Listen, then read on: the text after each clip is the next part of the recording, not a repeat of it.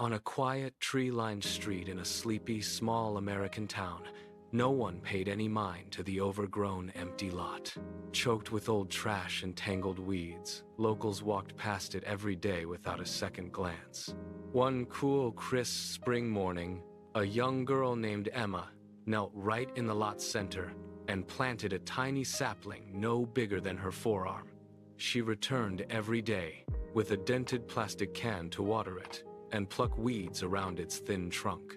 At first, no one cared, but soon others joined.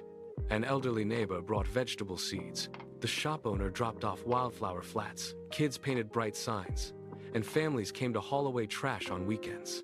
Months later, the forgotten lot was unrecognizable. A lush, vibrant community garden.